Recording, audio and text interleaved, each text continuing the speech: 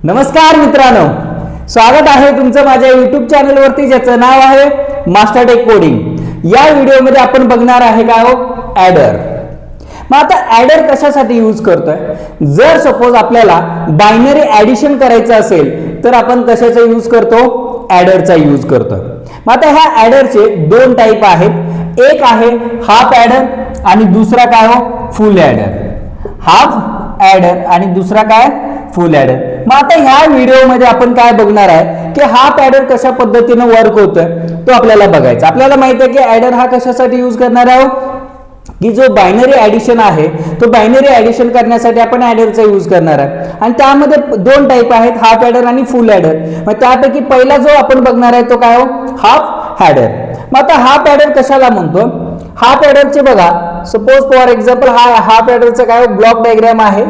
त्याला दोन इनपुट आहेत आणि दोन काय असतात, तो आउटपुट असतात.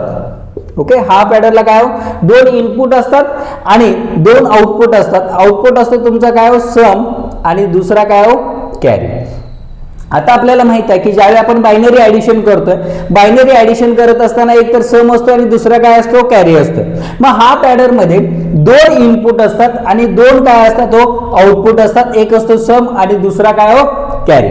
मग आता ह्याचा जर ट्रूथ टेबल जर तुम्ही बघितला तर तो कशा पद्धतीने होतो बघा. सपोज फॉर एक्झाम्पल ए आहे आणि बी आहे, बरोबर आहे. दोन इनपुट आहेत आणि आउटपुट काय हो, सम आणि दुसरा काय हो, कॅरी. सम आणि कॅरी. मग आता मला सांगा, दोन इनपुट आहेत म्हटल्यावरती आपण व्हॅल्यू किती देऊ शकतो? 4 देऊ शकतो. म्हणजेच काय, एक तर 0 0 देऊ शकतो, 0 1 देऊ शकतो, 1 0 देऊ शकतो आणि 1 1 देऊ शकतो. मग आता आपल्याला काय करायचं, ऍडिशन करायचं. मग आता पहिल्यांदा बघा, 0 प्लस 0, 0 प्लस 0 किती येणार आहे, 0. म्हणजे सम तुमचा काय आला, 0 आला. कॅरी काय आलाय का, नाहीये, मग 0. मग नंतर काय, 0 प्लस 1 म्हणजे असं बघा, 0 प्लस 1 किती येणार आहे, 1 येणार आहे. म्हणजे सम तुमचा काय आला, 1 आला. कॅरी तुमचा काय आला, 0 आला.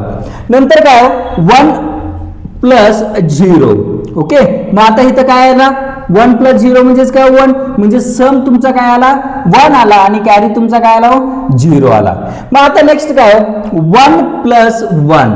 मग आता मला सांगा, 1 प्लस 1 म्हणजेच किती, 2. मग 2 कसं लिहितोय आपण, 1 0. मग आता ह्याच्यामध्ये 1 हा काय असतो तुमचा, कॅरी असतोय आणि 0 हा तुमचा काय असतो, सम असतोय. मग सम किती आला, 0 आणि कॅरी किती आला तुमचा, 1.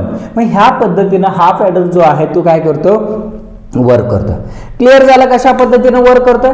मग आता आपल्याला काय करायचं, इक्वेशन तयार करायचं, समचा इक्वेशन आणि कॅरीचा इक्वेशन. मग आता डायरेक्टली आपण समचा इक्वेशन तयार करू शकतो, पण आपल्याला काय, एक्झाम मध्ये ज्यावेळी तुम्ही लिहिताय त्यावेळी केमॅपचा यूज करावा लागतो.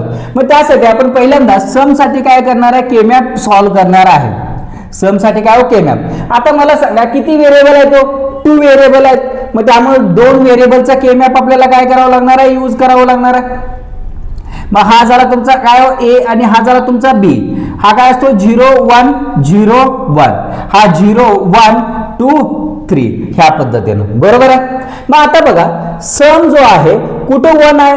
आता बघा, हा जर तुम्ही बघितला, हा काय हो, 0 आहे, हा 1 आहे, हा 2 आहे आणि हा काय हो, 3 आहे. मग सम 1 कुठे आहे, एक तर 1 ला आहे आणि 2 ला आहे. म्हणजे इथं 1 ला एक आहे आणि 2 ला एक आहे. ओके, मग आता आपल्याला माहित आहे की केमॅप आपण कसं सॉल्व्ह करतोय. ह्या 1 पाशी जर गेला तर ह्या 1 चा 2 चा ग्रुप होतोय का हो, नाही होत. 1 चा होतं, त्यामुळे सिंगल याचा एक ग्रुप करायचा. ह्या 1 चा विचार केला तर 2 चा होतोय का, नाही होत. मग काय हो, सिंगल याचा एक ग्रुप करायचा. मग आता हा काय असतो तुमचा, ए बार असतोय आणि हा तुमचा काय हो, ए. हा काय हो, बी बार आणि हा तुमचा काय हो, बी. मग आता बघा, ह्या 1 आता ह्याचा जर इक्वेशन जर तुम्ही बघितला तर काय येणार आहे बघा, हा बी आहे. ओके, सॉरी, हा 1 चा जर ग्रुप बघितला तर काय हो, रो कुठला आहे, ए आहे आणि कॉलम कुठला आहे, बी बार आहे. ओके, प्लस हा बघा, ह्या 1 चा जर बघितला तर रो मध्ये काय हो, ए बार आहे आणि कॉलम मध्ये काय हो, बी. ओके, मग आता जर तुम्ही बघितला, A B bar plus, sorry F लिहिलं आहे इथं, सम लिहा. ओके, ए बी बार प्लस ए बार बी हा कुठला गेट आहे, एक्सऑर गेट. ओके, मग सम इक्वल टू काय इक्वेशन आला, A XOR with B. Okay, मग ह्या पद्धतीने आपण काय समचा इक्वेशन तयार केलेला आहे. मग आता आपल्याला काय कॅरीचं इक्वेशन तयार करायचं आहे. मग कॅरी दोन व्हेरिएबल आहेत त्यामुळे काय हा तुमचा ए असणार आहे, हा बी, 0 आणि 1, 0 1 हा तुमचा ए बार असणार आहे आणि हा ए, बी बार आणि हा बी, 0 1 2 3. ओके. मग आता बघा कॅरी कितीला 1 आहे, 3 ला 1 आहे, त्यामुळे ऍज इट इज काय येणार 3 ला 1 येणार. मग आता ह्या 1 चाच ग्रुप होणार आहे. मग आता कॅरी इक्वल टू काय इक्वेशन तयार झाला बघा, रो कुठला आहे ए आहे, कॉलम कुठला आहे बी आहे, म्हणजे ए बी. मग ह्या पद्धतीने काय सम आणि कॅरीचं काय इक्वेशन तयार झालेला आहे. मग आता आपल्याला काय करायचं आहे, ह्या इक्वेशनचा यूज करून आपल्याला काय डायग्राम, सर्किट डायग्राम काय करायचा आहे, जनरेट करायचा आहे. मग आता जर तुम्ही बघितला तर काय हा एक्सऑर गेट आहे, समचा काय एक्सऑर आहे, म्हणजेच काय ए इनपुट द्यायचा आहे आपल्याला आणि बी इनपुट द्यायचा आहे आणि त्याचा एक्सऑर होणार आहे. म्हणजे हा तुमचा काय झाला एक्सऑर गेट, म्हणजेच काय झालं सम, सम इक्वल टू काय ए एक्सऑर विथ बी. आता कॅरीचं काय ए इंटू बी, मग हा तुमचा ए आहे आणि हा तुमचा काय बी आहे, दोघांचं काय व्हायला लागलाय मल्टिप्लिकेशन व्हायला लागलाय. मग मल्टिप्लिकेशन जर होत असेल तर आपण कुठला गेट यूज करतोय, अँड गेट यूज करतोय. मग हा झाला तुमचा काय कॅरी. कॅरी मध्ये काय ए इंटू बी.